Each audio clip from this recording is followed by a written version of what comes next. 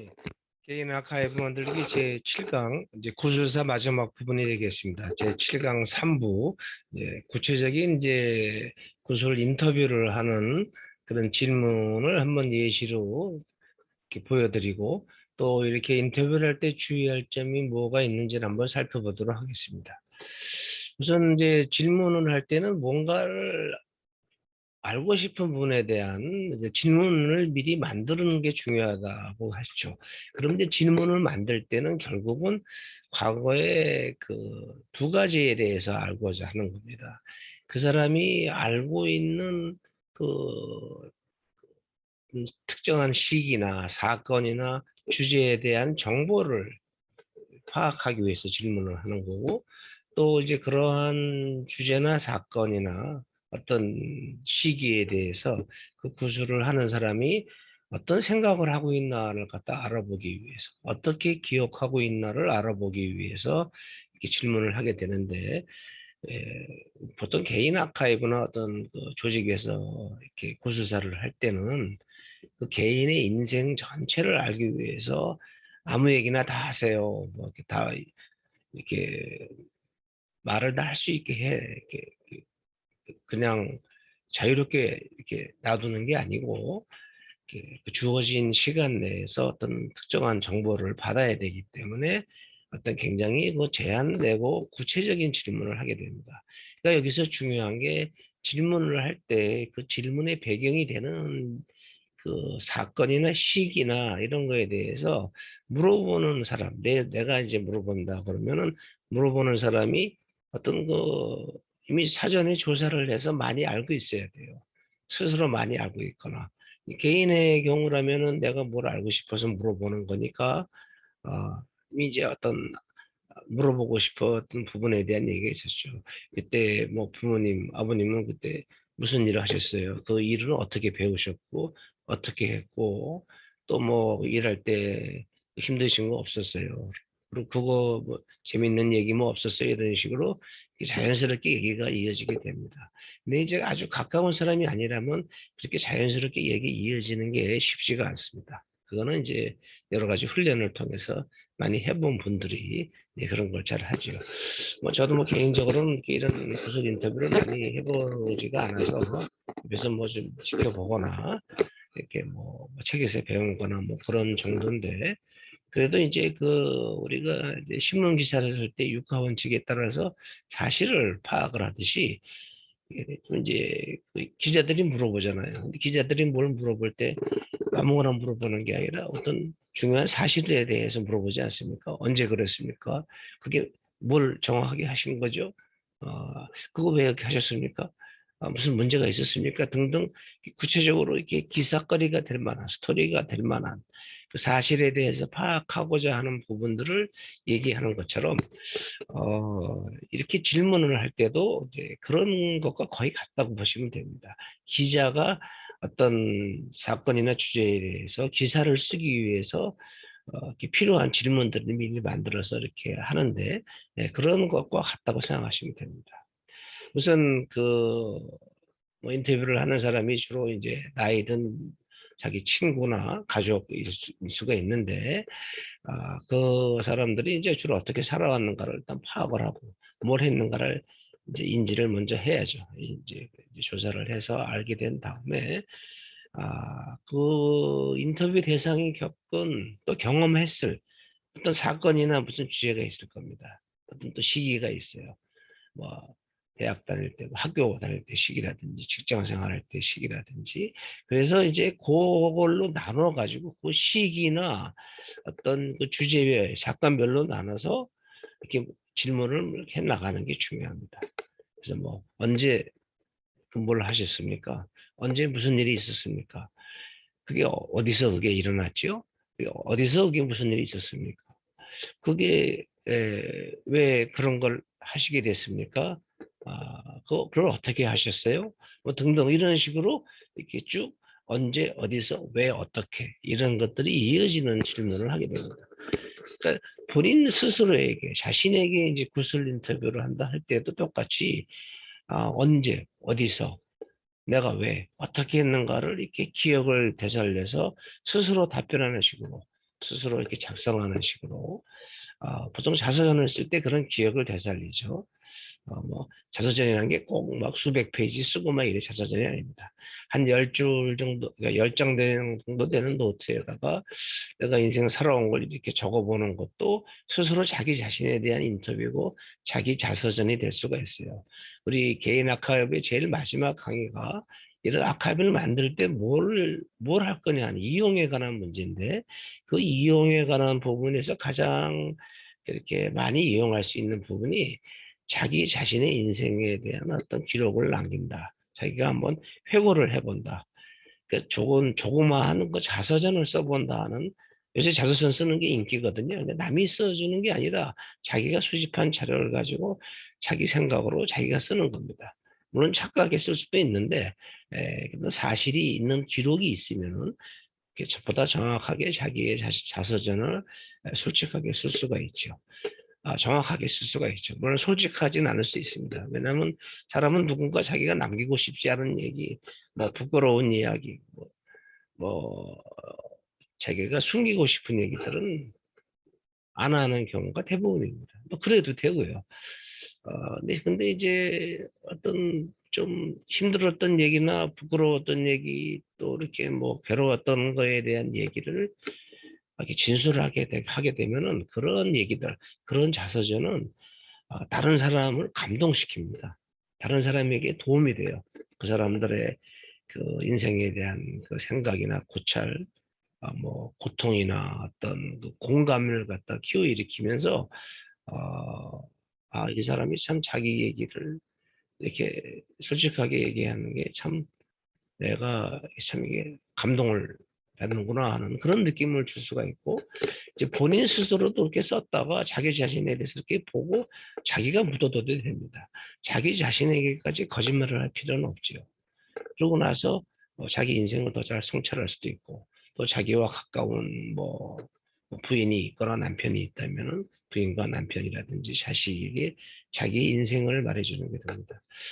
최근에 제가 장례식을 이제 뭐 아무래도 나이가 있다 보니까 이제 남들보다는 자주 가게 되거나 이제 뭐 코로나라서 자주 가진 못하지만 그렇게 보면은 이제 부위 사는 게 여유가 있어 부위를 안 받는 분도 있고 또 그 앞에 뭐 이렇게 사진을 놓고 영정을 놓고 절을 하고 하지만은 저분이 누군지 모르고 어떻게 사는지 모르는 경우가 대부분이죠. 그 앞에 뭐 화환이 있다거나 뭐 이렇게 해가지고 원고를 보고 자식들이 뭘 하고 있고 뭐 대충 이렇게 뭐 짐작을 하게 되지만 특, 특별히 그분 돌아가신 분을 옛날에도 같이 만나고 이렇게 이렇게 같이 지냈던 뭐 어떤 사연이 있거나 같이 얘기를 많이 했거나 우리 부모님 같은 경우 밥을 얻어 먹었거나 어릴 때부터 저희를 봐왔던 사람이라면 그런 기억에 어떤 남아있는 부분이 있어서 그런 걸로 구분을 인식하게 되지만 되게 그렇지 못한 경우가 많죠. 우리 부모님도 잘 모르는데 자기 친구나 아는 사람의 부모님은 우리가 어떻게 알겠습니까?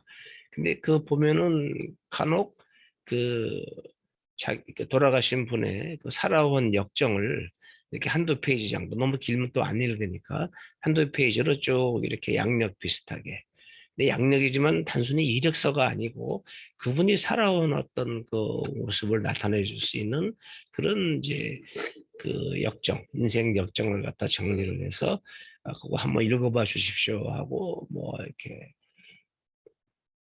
자료를 제공하는 경우가 종종 있습니다. 그거 잘 쓰는 것도 힘든데 아무래도 이제 그 자식들이 그 떠나보내는 사람에 대한 어떤 그 기억을 정리해서 남들도 이제 이런 분이 이런 인생을 살고 가셨다 하는 거를 공감하고 그래도 이제 조문을 오셨으니까 이렇게 알려주려고 이제 그런 아주 작은 이렇게 사람의 전기를 갖다 이렇게 제공해 주는 경우도 있습니다. 그러니까 역으로 그런 결과물이 나오는 질문을 한다고 생각하시면 되는 거죠. 그래서 특정한 사건이나 어떤 그 이벤트, 뭐 어떤 결혼식을 했다거나 무슨 큰 사고를 당해서 뭐 어떤 일을 겪었다거나 또 이혼을 했다거나 등등 이런 것들에 대한 기억을 끌어내고 스토리를 말하게 되고 또 거기에서 나오는 여러 가지 뭐 사건이나 대상, 사람, 누구누구는 뭐 어떤 사람이었어요?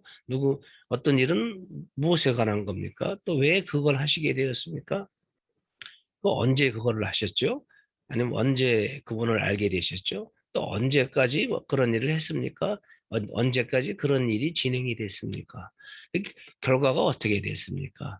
근데 결과가 그렇게 된 건 이유가 뭐였습니까? 등등 굉장히 이렇게 질문의 그 사슬, 체인이 그 질문의 그 체인이 이어지게 돼 있어요. 그리고 그 관련돼서 더 많은 이렇게 연관된 정보를 그렇게 그 구술하시는 분, 대답을 하시는 분을 통해서 또 우리 자신에게 그런 질문을 함으로써 연관된 답변이 계속 기억이 떠올라서 그런 그 기록들이 구술의 기록이 이렇게 남겨지게 됩니다.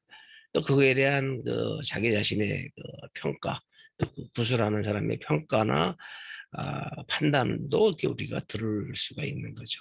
자, 이런 질문의 예시를 제가 한번 해봤습니다. 그리고 이제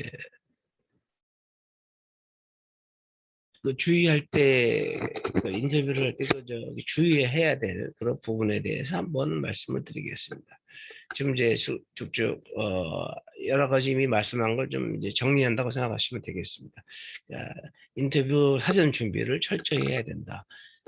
뭐 주요한 사건이나 사실, 그 당시 시기에 대해서 그 시기변으로 사람들이 누구나 할 것 없이 이렇게 과거의 일은 이렇게 그 앞뒤 순서도 막 좀 혼돈하고 착각하고 있는 경우가 종종 있습니다. 그러니까 인터뷰 질문이라는 거는 그런 그 착각, 시기나 순서에 대한 착각, 사실이나 사람에 대한 착각, 또 자기가 뭐 김어묵이라고 말을 하면서 실제로는 박아묵에 대해서 얘기하는 경우가 있어요. 사람 이름을 잘못 말하면서도 인식을 못하는 경우가 있습니다. 이제 그런 거를 아, 어느 분에 대해서 얘기하는 거죠. 뭐에 대해서 얘기하는 거죠. 어떤 시기에 대해서 말씀하는 거죠 하고 이렇게 말씀을 드려가지고 뭐 지적이라면 지적이죠. 좀 이렇게 수정을 하게 해서 본인이 이렇게 음, 바꿔서 내가 그거 잘못 말했구나 하고서 고쳐 말할 수 있게 해주는 게 물어보는 사람이 그런 사전 정보가 정확히 갖고 있어야만 그게 가능한 겁니다. 그다음에 이제 뭐 모든 경우에 다 마찬가지겠지만 이제 말하는 거를 중간에 막 커트하고 뭐 궁금하다고 그래서 그때 물어보면은 정보가 끊겨요. 말이 끊기고 맥락이 끊깁니다. 그러니까 그때 그 생각드는 질문을 잠깐 메모했다가 끝까지 경청을 해야 돼요. 그래서 또 그 본인이 하고자 하는 말이 딱 끝났을 때 중간에 그 의문이 들었던 점이라든지 등등 이런 것들을 다시 물어봐 가지고 이제 거기에 대한 정보를 들어야 됩니다. 그러니까 이게 무슨 뭐 경찰서나 뭐 검찰이 하는 조사가 아니에요. 어떤 거를 이렇게 화목한 분위기나 우호적인 분위기에서 기억을 되살리는 그런 즐거운 작업으로 해야 된다. 이제 그런 겁니다. 물론 이제 괴로운 사실에 대한 기억이 올라오면은 사람 마음이 감정이 좀 슬퍼지거나 고통스러워지긴 하죠. 그런 부분은 굉장히 이제 예민하게 이제 접근해야 될 부분입니다. 자기 자신은 모르겠지만 제3자에게 할 때는 질문이나 그런 기억 자체가 상처일 수도 있어요. 제가 어떤 이제 역사적 사건, 우리 과거에 불행한 역사적 사건이 많았는데 그런 사건을 당한 분들이 이제 구술을 신청을 해서 자기가 그때 뭐 당했던 얘기, 뭐 어떤 공권력의 폭력에 의해서 고통을 받았던 얘기 등등을 이렇게 쭉 체록한 거를 봤는데 실록에는 안 나타나지만 녹음 테이프를 보면은 막 말이 떨린다거나 흥분한다거나 막 욕이 나온다거나 막 고통스러워하거나 눈물을 흘린다거나 하는 그런 경우가 굉장히 많습니다. 또 그러한 감정이 들어가 있는 부분이 중요한 사실이고 또 중요한 기억일 수가 있어요. 또 그런 것들이 또 그런 이제 공적인 어떤 사건에 대한 구술을 할 때는 실제 구술을 인터뷰를 해서 결과를 얻고자 하는 사람들이 얻으려고 하는 목적일 수도 있습니다. 주요 내용일 수가 있어요. 그다음에 이제 요거 할 때 주의사항이 중요한 게 그 구술하는 사람이 얘기를 잘하는 사람도 있지만 말을 잘 못하는 사람, 기억을 잘 못하는 사람도 있고 그 질문을 잘 이해를 못해서 다른 내용을 말하는 경우도 있고 합니다. 그래서 질문을 아주 정확하게 하고 왜 이런 질문을 하는 거다. 어떤 답변을 이렇게 기대하기 때문에 이런 질문을 하는 거다. 이런 설명을 해주는 것도 때로는 필요하고 도움이 됩니다. 그다음에 이제 요새는 스마트폰으로 녹음한다고 그랬지만 너무 장비가 거창하거나 비디오가 막 이렇게 막 틀어져 있는데 막 조명이 켜 있거나 그러면은 잘 구술을 못하는 분들이 많아요. 특히 나이 드신 분들은 막 긴장을 해서 말도 못하고 막 식은땀 흘리고 막 그냥 오래 못하는 경우가 많습니다. 그걸 또 이제 상황을 나쁘게 만드는 게 이런 녹화 장비나 녹음 장비를 갖다가 인터뷰하는 사람이 기계를 잘 다룰 줄 몰라가지고 막 틀었다 껐다 그러고 한참 대화했는데 이거 녹음이 안 됐네요. 다시 해야겠는데 죄송합니다 하고 뭐 이렇게 또 한 말 또 하게 하거나 뭐 이런 식으로 뭐 따까닥거리고 막 이렇게 말을 대답을 해주시는 분들의 그 신경을 갖다 산만하게 하고 집중하지 못하게 하는 이런 그거를 질문하는 사람이 스스로 그런 걸 초래하면 안 됩니다. 그러니까 이제 이런 녹음을 만약에 한다 그럴 때는 이제 녹음 장비를 잘 조작을 하고 그것이 이제 구술하는 사람이 눈치 못 채게 잘 조작을 해서 스무스하게 진행이 될 수 있도록 이런 게 아마 굉장히 중요한데 잘 훈련을 안 하고 하는 사람들이 꽤 있어요. 자기 자신에게 이제 인터뷰하는 거라면 크게 상관이 없지만 제3자를 할 때는 그런 것들을 이렇게 방해가 안 되도록 자기가 잘 준비를 하는 게 중요하다. 질문을 잘 준비하고 잘 듣고 그다음에 그 장비를 잘 다뤄서 그런 인터뷰가 중간에 방해되지 않게 하는 게 중요하다. 그 얘기입니다. 그러면은 이제 뭐 그런 이제 법적 절차나 이런 거에 관한 건데 이제 활용 부분에 대해서 동의를 반드시 구해야 된다. 녹음으로 동의하고 이거 저희가 잘 보관하겠습니다. 나중에 필요할 때 이걸 연구하는 사람들한테 저 자신을 포함해서 이게 사용해도 되겠죠 하고 이런 동의를 받는 게 이제 꼭 필요합니다.